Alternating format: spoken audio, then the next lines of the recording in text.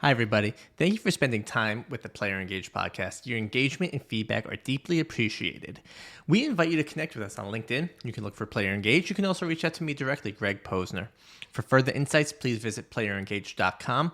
Also, if you do enjoy this podcast and you're getting some good information from it, please like it, share it, tell a friend, tell anyone. We really appreciate that. And we want to make sure you're always up to date, so make sure you click that subscribe button.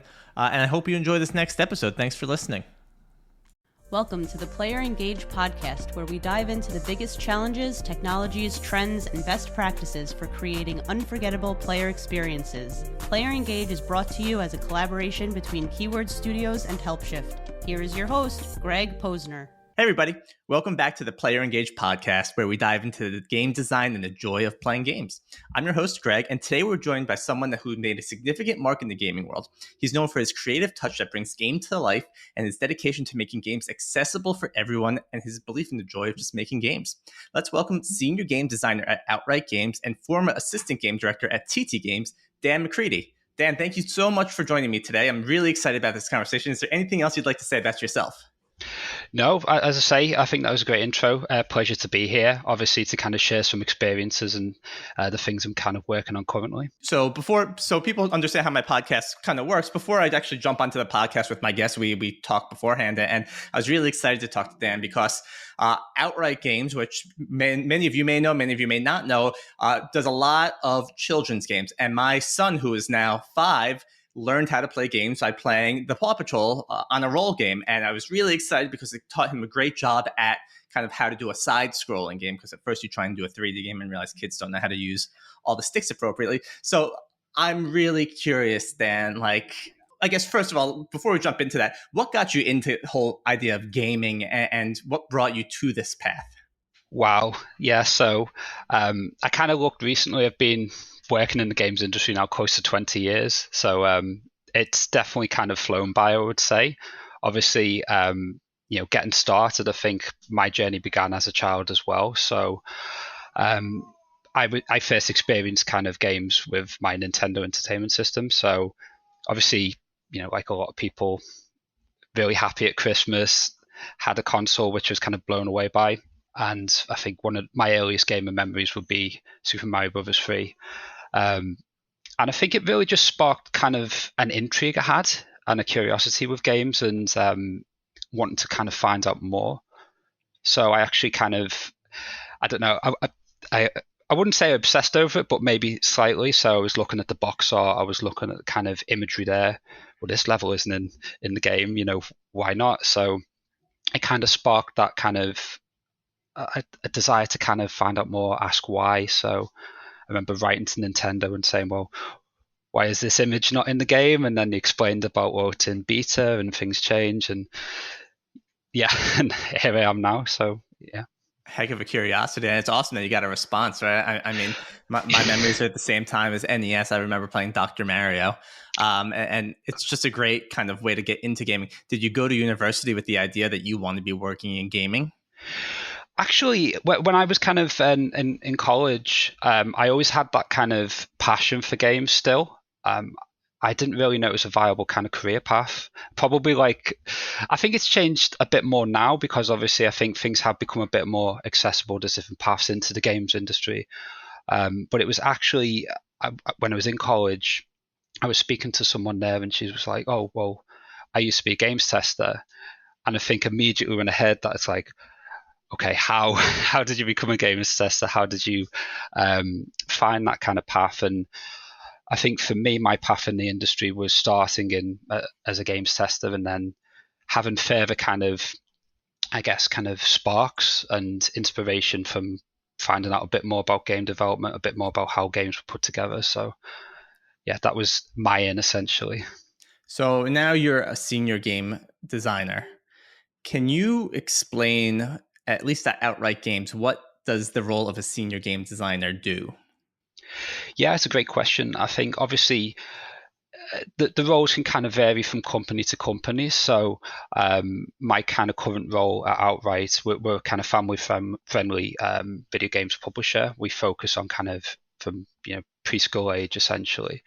So one of the roles, there's a few different ones, but looking at games from an early conceptual stage, working with kind of developers and licensors to kind of bring those experiences and games to life. So it's essentially from the initial pitch of the game right the way through to development and release. And obviously along the way, we kind of look at the kind of play testing data. We'll kind of play a lot ourselves. We'll work to kind of pass on experience and tips where we can, and kind of look to kind of guide that process as well. So yeah, that's kind of in a nutshell. Obviously, there's a lot of other kind of departments involved with it. I have a lot of colleagues as well, and from the creative side where we kind of draw inspiration from each other, kind of pass on our kind of perspectives of the game as well. So yeah.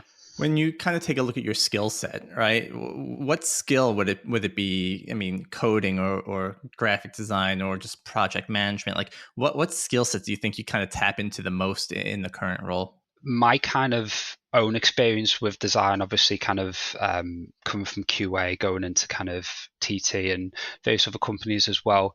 I think I would kind of classify myself as a generalist designer, really. So the kind of specialization would be kids games, obviously, but I would say it is that kind of the lens I look at things through, at least, is user experience and certainly accessibility as well. For me, there's a level of empathy with the player as well. I always try to kind of envision how someone's going to experience a game, what I kind of want to kind of, I guess, get a player to experience as well. I'm mindful of.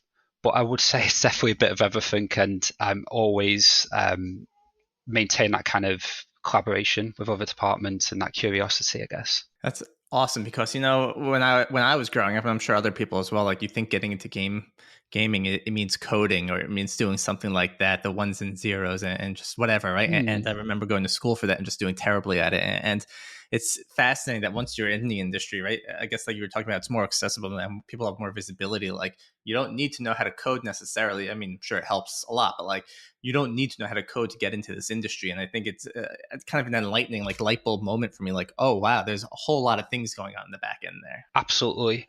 I think, the games industry, more than any previous times, is kind of a role for everyone. And I kind of see, certainly, maybe we can kind of talk about it later, but I think that it is very encouraging that there's skills that you can learn from other industries and kind of apply to the games industry as well. I mean, even kind of, obviously the coding side can maybe put people off, but there's a lot of kind of tools now where you can kind of maybe see, maybe not the noughts and zeros, but kind of how things are put together in a kind of visual way. And obviously at different levels where there's obviously scripting. And I think the thing for me, obviously I've done a bit of scripting in my career, and I'm very much a person that trial and error. So I'll play around for a bit and say, okay, that kind of works, that doesn't. And then maybe a coder will look at it and go, what on earth is this? But yeah, I think that is the key thing, really. It comes from kind of, just having a bit of kind of experimentation, really seeing what kind of things interest you, what kind of paths there are as well. So it's interesting, right? Because you're working with games that are made for kids, right? And I don't know if you come into this career thinking like, all right, I want to make the next Doom, I want to make the next, right? And then you start working at TT Games, which, for those who are listening that may not be familiar with TT Games, they make all the Lego games for the most part that are out there, and they're phenomenal. I remember back to the 360 days, they were coming out, and it seemed like every few months a new Lego game would come out and be rated an even higher rating than the next one. And one of the things you and I spoke about, I'd love to talk about, is just kind of the fatigue, right? Like, you hear about Bungie getting sick of making Halo. You hear of whoever makes Call of Duty. I can't think of the studio in the back end, right? You hear them getting sick of making Call of Duty, right? Like, Lego was changing the subject, whether it be the Skywalker Chronicles or whatever, or my son's playing supervillains now or superheroes, right? Like, does that same fatigue exist if you're changing the subject that you're creating from? I think again, I certainly can't speak for everyone at TC. I can only kind of look to reflect on my kind of experiences, obviously. But I was always quite kind of, I guess, I saw each game as a challenge in terms of how best to tell the story of the IP, how best to kind of really embrace what the fans wanted for sure, to build on the strengths of the past, essentially, and have that as a kind of foundational point. I kind of look at games like, obviously, you mentioned the kind of superhero games. I mean, I think a big part of it was I would look at these amazing games and, well, how do you improve on those? But also, how do you kind of maintain the elements that resonated with fans, and what were those elements? And it's quite, obviously there's a subjective side to it as well, but it's always quite a tricky kind of balance to make. What do you change, what do you kind of refine, and what new things you add? So I was always quite kind of excited for that challenge, and I think getting into the kind of mindset of a fan of the kind of subject material as well, it was always really exciting, and the sort of things that would push me as a designer as well. So for example, on some games I'd be more focused on the level design side of things. Obviously we call it like a paper design, so kind of planning out how the level would flow. On another game it might be more kind of, well, how the hints presented to the player, how the rewards kind of presented, like the character unlocks, again another massive part of those games. Again, from my perspective, I think even though there was kind of a lot of commonalities, I was always trying to think, well, how can we make sure everyone has a great experience playing these games? So but yeah, I think definitely, just if you have a successful kind of game, it is always kind of like, well, maybe the fans want more of the same, but also you have to kind of, I guess, be mindful. You also want to kind of present a new experience as well. So it's definitely a fine balance, but I saw it as an exciting challenge to kind of, undertake. So there's two ways to look at it, right? And I find it fascinating, right? You kind of mentioned, well, again, I'm going to bring Call of Duty up again. I'm sorry, right? Everyone gets mad that they release every year, right? And do they make a ton of updates? No, but do they really want a ton of updates? If you're on the outside looking in, you're gonna say, keep it the same, just give me more maps. So we'll compare kind of TT to outright games, right? TT was making Legos with different kind of characters, so there was some iteration there. I see clear iteration from game to game for outright, right? Again, my son played Paw Patrol, right? So on a roll, had the side scrolling. The next one introduced 3D elements. The one after that started introducing open world.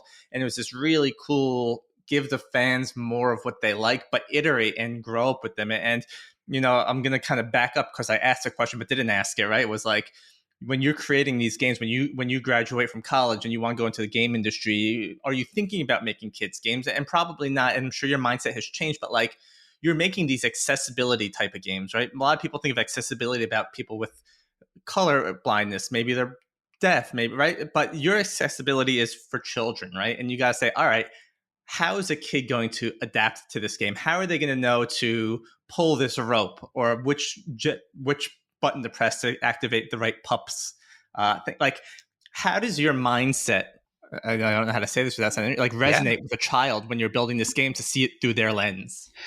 Again, real good question. I think for me, it's kind of come. Well, I'm very kind of privileged in the sense that, like, I've worked on a lot of children-focused games in the past, but it's something you always have to kind of be mindful of. And I think when it comes to kind of games, I don't think anyone could kind of stand around and say, well, I love every single game. And maybe I'm one of those people, actually, because I love variety in games. I love trying new things. I love seeing what's out there. But I think when I was a games tester, there was maybe a few games where it's like, well, I don't particularly find this fun. I don't like this. Name and no names. But I think it was important to kind of think, well, it was actually someone I worked with at the time said, well, this game will bring a smile to a child's face. I'm like, yeah, it will. And I think that's maybe something I always try and be mindful of. It's thinking, again, I think a lot of designers kind of think this way, where it's like, well, I might not be, it might not be my ideal genre or my ideal game, but you put yourself in that mindset, in that kind of, space essentially.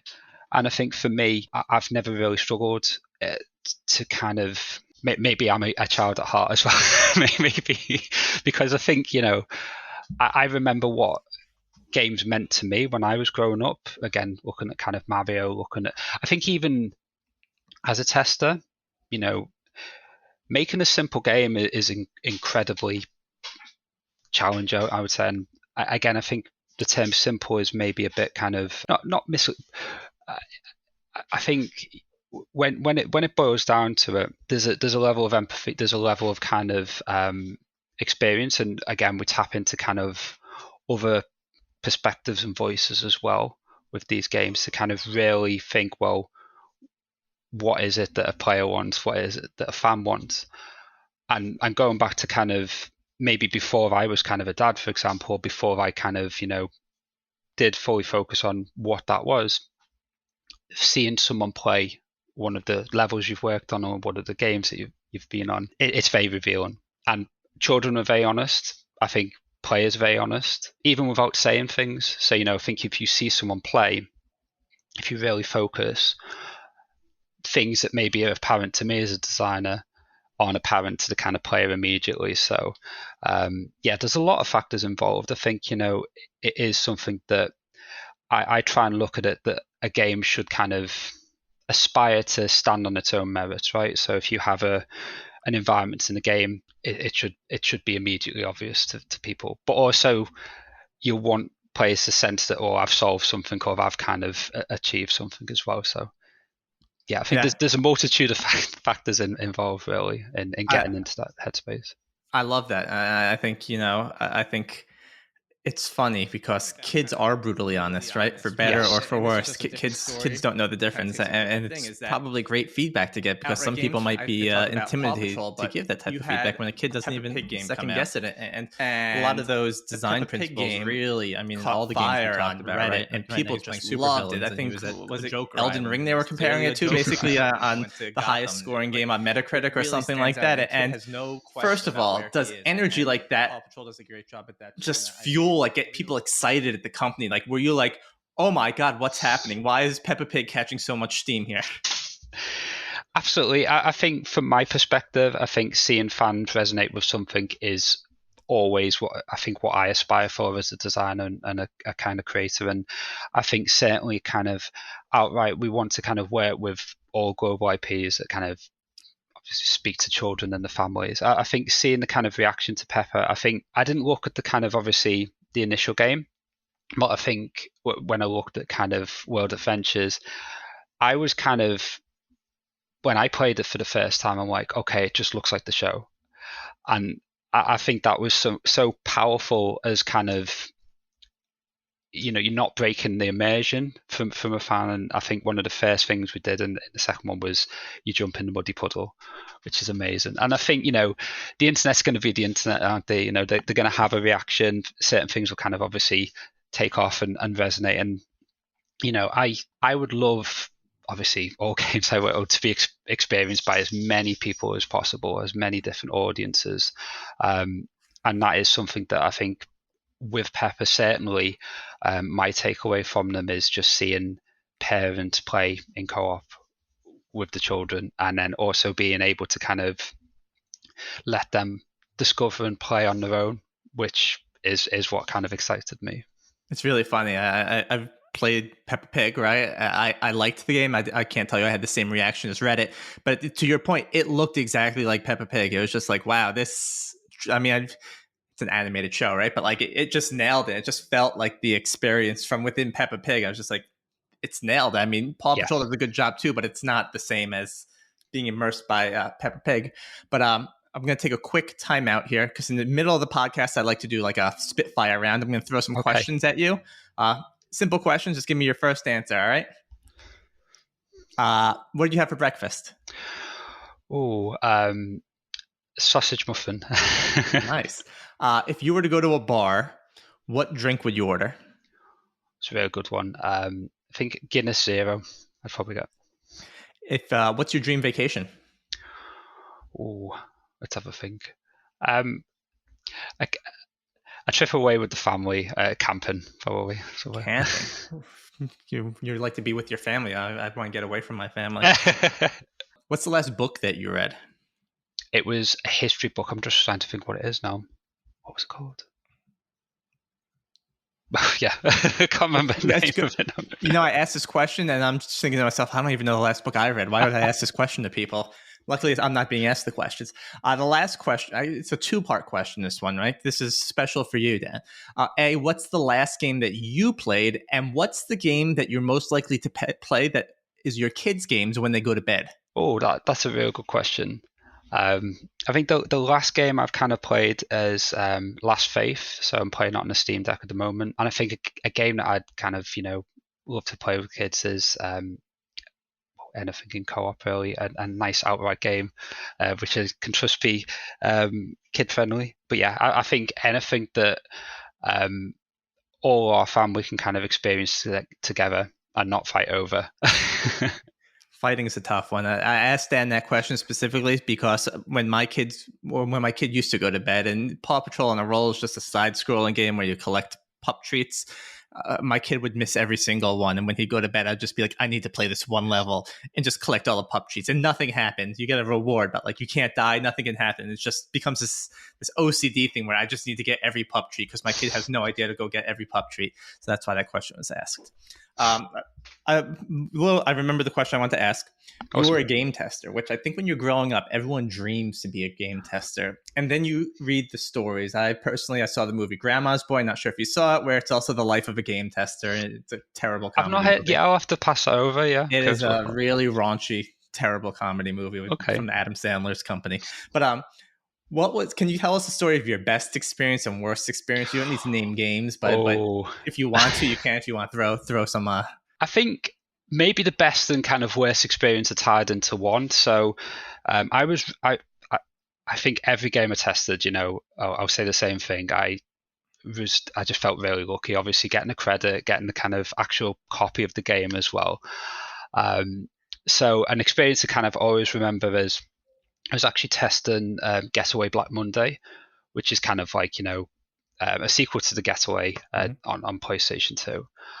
And I was kind of working on site with the developers. So I think I obviously kind of got a bit of experience there, seeing what a producer is, seeing what an artist does, seeing what a coder does, and obviously hearing the groans as I'm maybe entering in bugs, real time, or, that kind of thing.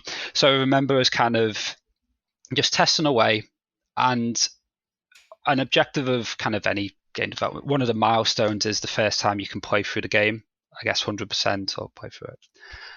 And I'm just doing my job, playing away. And then I kind of turn around and there's an audience. So, and obviously at the time it was kind of the likes of, I think Phil Harrison was there. He's in the studio. There was obviously a lot of the kind of development team. And I'm kind of, feel small and small and kind of playing it and doing my best to kind of avoid all the kind of crashes and pitfalls. And I got quite close to the end and I jumped into a taxi. Then I remembered it's not a good thing to do. And I think it crashed. And then there was, but yeah, it was good in the sense that I was maybe part of that game's history, which it's something I couldn't really dream of as a first game to kind of be involved with. Massively lucky. But obviously at the same time, just feeling the pressure, feeling everyone else kind of having those kind of work and long nights and then seeing things.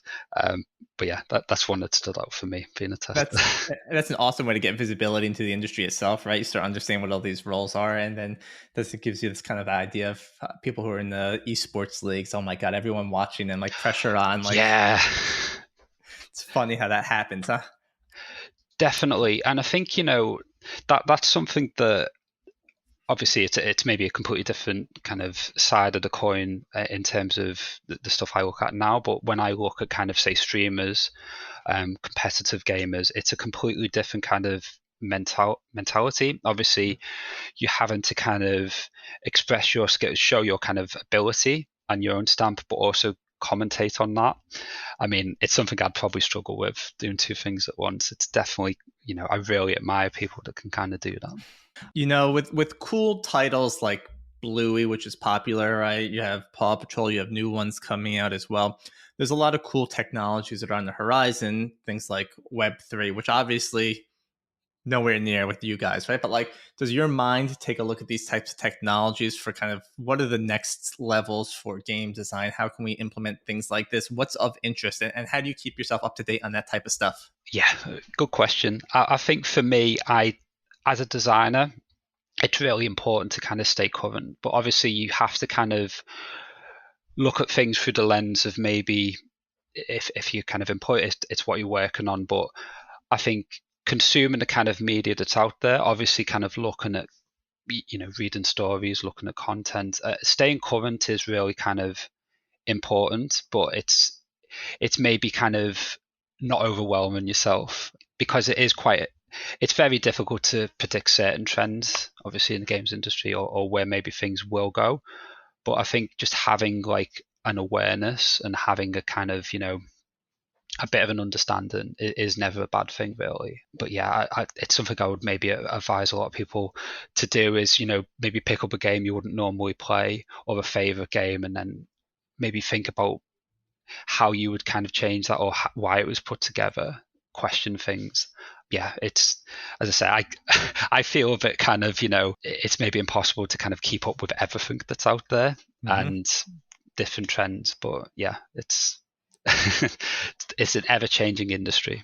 So in the same kind of light, right? You mentioned earlier, well, on our pre-call, right, how you would let your children play the games and notice kind of what they're playing in the games, and then in a similar way, rather than it being you, since it's a game made for kids, you kind of built on that. So can you kind of tell maybe that story we talked about the trampoline, right? But absolutely, yeah. So I mean, I guess the benefit, maybe.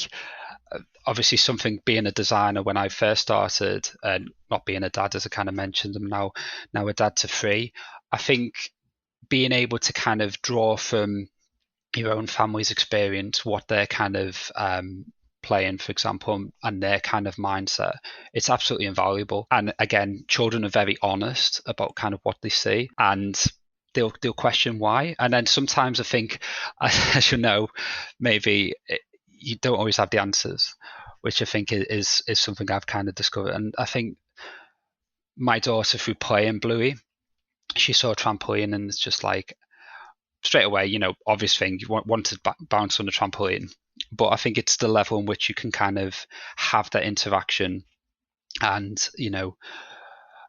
I guess looking at lots of different kind of children playing, and what the kind of expectations are there and how they play. And as I say, obviously, I think there's certain commonalities with children that they'll kind of, they'll enjoy certain repetition, maybe that maybe older players won't. Obviously, lots of reward and encouragement. But yeah, it's incredibly kind of invaluable having that insight, and I'm still kind of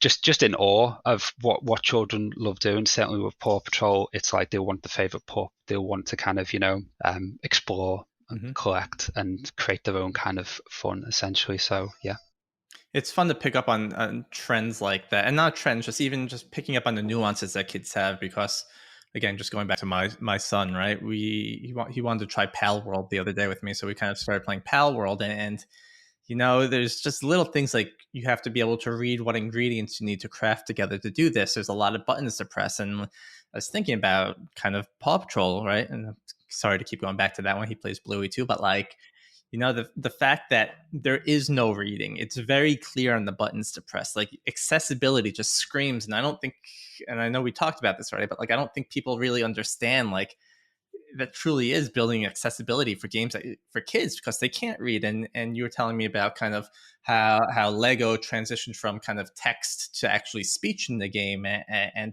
how it's fascinating to see how kids pick up on this, because he couldn't do anything in Power. Well, he did, but like it's not the full game. Whereas looking at some of the new games that are coming out from Outright, like this is a great introduction to the open world experience without having to read it. And do you guys recognize these cues right out the gate? Like, noticing that, hey, kids won't be able to do this? Or do you actually have play testing with the kids or your children, right? Where you say, hey, Yeah, you're not understanding to do this. How do we make this more obvious?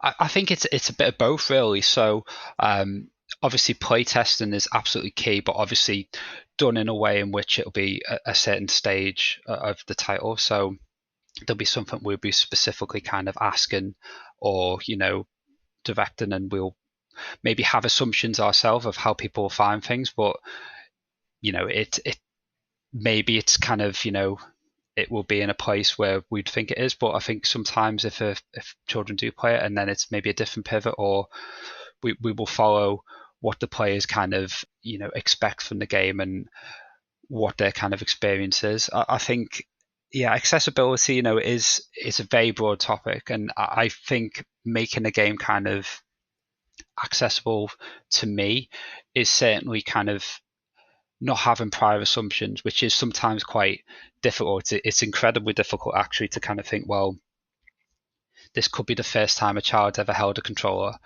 And I see that as like a big responsibility, really, because you don't want someone to kind of have an experience that's maybe too challenging or things haven't been clearly explained. So I think in Bluey we've obviously had simple on-screen instructions, which are then kind of repeated and reinforced, having full voiceover as well. It's something that can kind of like, get most players, but obviously then, we have to kind of think that maybe there also needs to be further reinforcement with the visual aids, with kind of, the way things are set up, and obviously reinforcing when players do achieve something, having that kind of, speech and having that visual feedback to go, you've done amazing. Because again, I think the onboarding for games, it really is something that, again, I try to kind of constantly look at that it could be the first time someone's played. But I think having as many options and ways that kind of players obviously can pick things up, and just having that kind of, I guess, assumption in mind that they won't have kind of had someone maybe to help them as well. And it's a big challenge and a big responsibility. But I think when you do see games resonate well with children and families, I don't think there's anything like it in the world. Hearing that kind of, that laughter, that excitement, that sense of achievement. Yeah, it's definitely what I keep kind of pushing for and aspiring to see. Yeah, it's fantastic. I agree with you. And just seeing my kids happy playing games, right? It excites me because I remember that feeling like you were mentioning earlier when we were younger. And the more people that could experience, the more people want to play more games, the better for the entire industry. It's good games to be playing when there's a whole bunch of games that are not safe for kids out there in the internet. So Definitely. it's a fantastic place to be. More questions about a game designer. If you are, I guess this isn't a straightforward question, but like, where would you like to go next? What's the natural progression for a game designer? What's that next step? Is it a principal? Is it something else? Yeah, it's a really interesting question, and I think the way I kind of see it, I think for anyone to be in a space really where, obviously, as a designer, the kind of crafting experiences that they enjoy, I would say as well, trying to kind of push yourself in terms of picking up those new skills, crafting those experiences, you'll never kind of go wrong. I think it is kind of, a lot of it does come down to the individual. I think when I kind of heard about obviously having a principal designers, it is essentially an equivalent to kind of a lead position in a lot of companies. And I think it just allows players who really have, designers who have mastered their craft essentially, to be given kind of like that space to continue to create, to continue to kind of like refine the skills in a specialized area. I count myself as very lucky really, because in my career I've kind of been in most of the different branches of design. So level design, game design, system design. Obviously, there's different design that, accessibility design. We'll kind of look at user experience design as well. And again, I think it's about finding what interests you, and I guess obviously what you're good at as well. It's fast. I mean, just talking about the different roles in design, to be honest, I never really thought that deep into it. I'm thinking like these indie studios, they just have one or two people that handle all Yes. these roles. Yeah, and I think that's the thing as well. If you look at kind of a lot of indie developers, it could be a case of, your CEO essentially, you'll be the producer, you'll kind of be a designer as well. And I think maybe there isn't necessarily a defined role there. And I would say, I think sometimes, certainly not in my experience, but I think a designer does look to kind of other disciplines as well. It looks at other kind of people for the idea. And I think maybe it's a bit of a misconception sometimes that a designer always has to come up with the best ideas or has to be this person where it's just like, well, have an answer for everything. I don't necessarily think that is the case. I think you kind of you ask questions, you see what idea is the best fit, and it might not necessarily be one that you've kind of come up with, but it will be the one that kind of fits the game or the task at hand. So Is there a typical type of game that you play that you draw inspiration from, or is it all just different types of games? I think again, it's an interesting question because like I think a lot of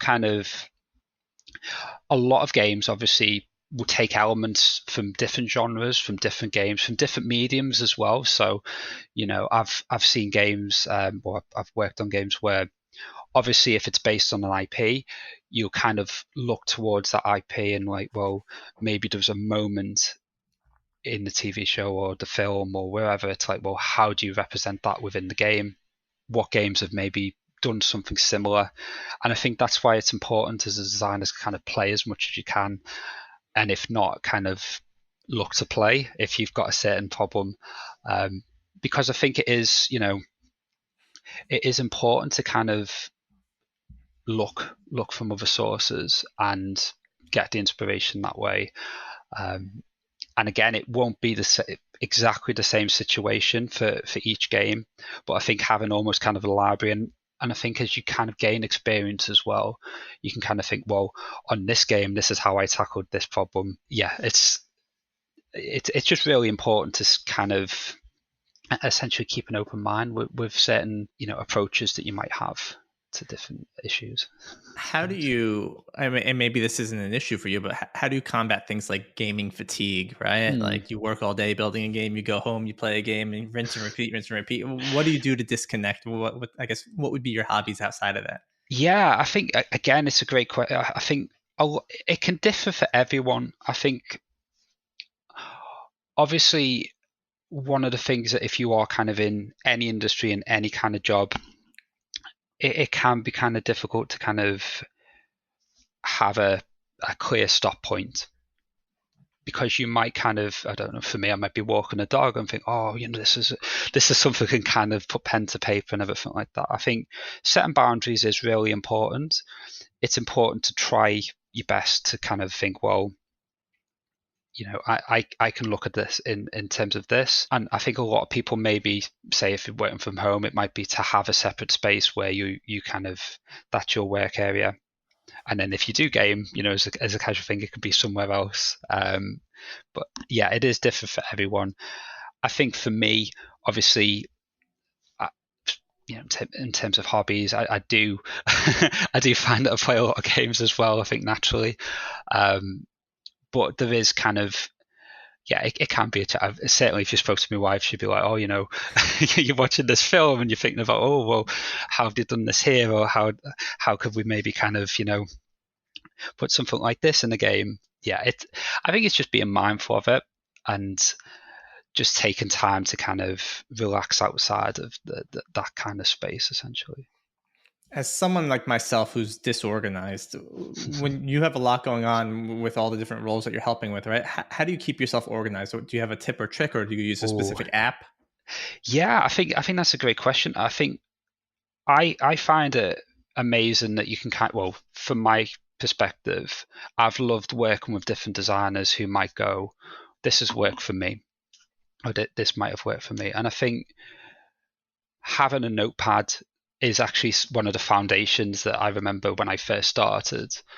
That was one of the key moments where it's like, okay, literally a door is open. Do you want to work on this level? And it's just like, okay, I've got a notepad in hand, and being able to read my own handwriting afterwards is a challenge because I'm a bit, like chicken skull. But I think it's trying to find like a method, that works again for the individual. So something that maybe works for me is having a kind of checking things off. Like, I think again, maybe treating it as a game. So it's like, well, what do you want to set out to do today? Maybe there's a list of 3, 5 things, 6 things, or whatever. Ticking that thing off, I think naturally, oh, okay, I've done this. What can I do now? That's a good motivation. But I think for other people, it could be a case of, well, everything is fairly regimented. Yeah. I'm not one of those people either, so it's finding what works for them, really. It's funny. I remember my first job was a customer support agent, and every day we would kind of compete internally, like who can close the most tickets. And at the end of the day, when you can look at a number, be like, I closed 50 tickets today. You're like, that was a good day. And then all of a sudden you get promoted to a position where you're not closing tickets, and you start to think to yourself, what did I do today? Like, how do I accomplish this? I love the idea of checklists, right? Because it gives you that motivation to say, all right, what did I accomplish today? Because sometimes projects are big, right? Creating a game doesn't happen in a single day. But if you can do 1, 2, or 3, I think visually seeing that I did this today is so self-satisfying. I don't know if yes. a word. Like, you need that to help kind of understand that there is movement, because sometimes there's movement in an ocean that just isn't moving. Definitely. And I think, going back to actually when I was a tester, and I think it kind of never ends. What I mean by that is, like, obviously I'm still a tester in the fact that, well, I'm checking work, I'm checking kind of obviously the design elements of things. But I think setting maybe personal challenges, like micro challenges, I think is a great way to kind of keep that kind of motivation, but also having kind of a target in mind. So I think when I was testing, it's like, okay, you might boot up a game. How do I break this game? And it's not like you're attacking the people that are developing it. You're thinking, well, this is going to make that title more robust. I'm going to be able to jump over that wall. I'm going to be able to kind of, get a high score, reverse back, whatever it may be.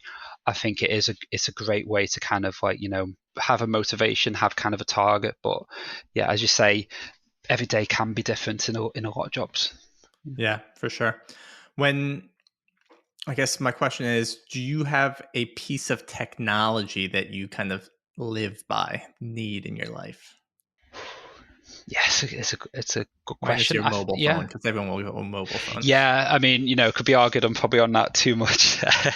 I think for me, it's trying to kind of think of, ways that you kind of, certainly in a professional environment, I think for me it's how you kind of maybe convey feedback, and there's fantastic tools for that now. One of the things that I absolutely love, I mean, it's Photoshop. I think that there's so much you can do with Photoshop that isn't just maybe people have an idea in their head that, oh, Photoshop, you're touching an image up or whatever. It's like, well, no, it's the process of how you can kind of have an image, set layers to it, put text on there, convey ideas. You can do so much with it. I don't work for Adobe. There's other software titles available as well. But something like that, I think, I had a hesitancy, and happy to kind of share this. When I started in the games industry, I was a tester, right? So I was essentially, the way I saw it in ways, it was me versus a game. It's like, well, I need to observe everything, report it, but also find ways that, pressure points to break it. When I became a designer, it was a different prospect. It was kind of, there was a problem solving element, but also there was kind of like certainly a creativity element. Being able to convey an idea. I wasn't the best drawer, and I think I was quite self-conscious about that, because I had an expectation that the designers should be amazing illustrators, amazing drawers, and but I found that I think the ideas were there, but I think it was trying to convey it in a way, and for me it was learning Photoshop. It was learning, well, you can, it doesn't necessarily have to be a masterpiece, but as long as it's kind of clear to someone reading the design or viewing it in a visual way, But yeah, probably that I do use that quite a lot. I just got access to our company's Adobe license, so I just Oh yeah. downloaded Photoshop, and I'm afraid to jump into it. It just seems very intimidating of a tool. That and Premiere Pro, they all seem. Oh yeah. But it's funny, It's funny. Everyone always says game designer. It's funny to hear you talk. It's refreshing that like I wasn't confident in my illustration skills, right? Yes. And like all you got to do is get the point across, right? That's like we always say, you just need the MVP, like get something viable out there that people could understand and wrap their head around it, and that's good enough. But sometimes you put your own expectations on yourself, where it ends up almost like crushing you internally. But definitely, and I think I've done I did a talk last year actually, and I think it was the kind of people looking to get into the games industry, and I shared that because I think it is important that that you don't have to kind of have perfection in every single area. You don't have to kind of almost be the finished article with things. I think naturally I'm still learning every day. I have no problem saying that. I think that you learn off others, you learn from kind of obviously medium that's out there, but I think it's very important to kind of take time aside and realize that I think the world doesn't always see yourself in the same way that you can see yourself sometimes. And I think just because I wanted to be a designer so much, I had this level of pressure on myself, and I wanted to wanted every idea to be amazing. I wanted every design to be well breaking, and I think the other point I would make as a designer, and maybe for the audience it might kind of help a little, is a design isn't always kind of like Hollywood spectacular necessarily. And by that I mean that a design, it's essentially it's to either solve a problem or to kind of fulfill the need of the pillars of the game or the brief. And a lot of the time it could be a menu, it could be kind of like a button prompt, it could be character movement, and these elements of the game are massively important, but maybe unsung sometimes. And I think sometimes the solutions that you can come to kind of resolve issues in the game, they can be the simplest one on the paper. I'm certainly guilty of maybe sometimes over-engineering a solution or thinking, well, the system needs to be this robust, it needs to do that. And it's like, well, actually, maybe it's just a case of the first idea you have, the simplest one. And it's realizing that people might not actually notice what you put in the game, but without it being there, the game wouldn't be the same. So, yeah. Dan, first off, I really want to thank you again for coming in. I know I said this time and time and time again, but you really helped my kids get into gaming. All the starting with outright games, TT games, and I'm excited about this next generation of kids getting into gaming. And again, it's this safe zone. I know they're playing these games and they're not going to be exposed to other people yet, and it's just fantastic and accessible for all kids. And I appreciate that. Before we go, there's a large number of people out there today that are looking for their next opportunities in gaming, and people are looking into roles like designer. Any advice you would give someone looking for their next role? I think, again, obviously, every journey is different. There's loads of different routes kind of into the games industry, but I think a few points for me would be try to maintain positivity, belief and drive in yourself, and realize that kind of there might be skills that you gain in other industries or kind of other pursuits that you may make in life. They can be relevant to kind of the games industry in loads of different kind of ways and disciplines. And there's lots of different kind of resources out there as well. But I would say keep creating, keep looking to kind of problem solve and see how this might kind of apply to a design role as well. And think about, obviously, looking at games that are out there, one of your favorite games, or maybe a game that has interested you, and then try to break it down, try to think about how it's made, why the decisions are made in it, and see if you can then compare your thoughts to maybe the person that made it or maybe other people's views about it. I think that will kind of give you an understanding into kind of games as well. And maybe it's a bit cheesy to end on as well, but it is never too late to make it. Have fun. That's what it's all about. That's actually Judge Judy quoted that. Quote Judge Judy. Yeah, I use that because I think it is important that your path in life and in the games industry, it might be different, it might look different, but there are kind of opportunities, and there is kind of an industry that obviously there's changes, there's things that kind of will maintain the same, there's things that will kind of be completely different in the next few years, but it's important to kind of just maintain that belief and work hard. Yeah. On that note, is there any resources that you use, whether it be Reddit, LinkedIn, Slack groups, Discord groups, that you personally kind of connect with others in the industry, or is it kind of just the Wild personally, I West? found LinkedIn invaluable. I kind of obviously myself. I can see a lot of kind of people in the industry kind of sharing their skills, kind of experiences.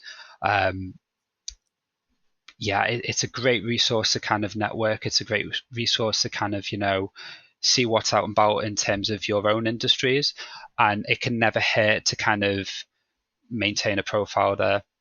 I think there's a lot of things like I look on videos and podcasts such as this, seeing other people's views and experiences. I think it's just there is a lot of free information out there, and I think you can't be just getting something tangible there and working on it and creating it, be it kind of a document, a design, a drawing, or even a video. There's lots of different ways to kind of create and share with the world now. Awesome. Well, Dan, again, thank you so much for coming out and taking the time. Is there anything else you want to share about yourself or Outright Games or anything in general? Well, as I say, I'm incredibly biased, but working at Outright Games, I'm incredibly happy to kind of build on family-friendly experiences, working with these fantastic IPs and brands. Really kind of being focused on that kind of preschool audience. And I would say that certainly every game that I kind of looked at, I would be really happy for kind of children to kind of experience, my own family included. And it's, I think just anyone out there that kind of does feel that they want to kind of be involved in the industry, just don't give up really. There could well be a path in there. Awesome. Thank you, Dan, and thank you everyone for listening. Thanks for jumping down today again, Dan. I appreciate your time, and I hope you have a great rest of your day. Thanks, Greg. Cheers.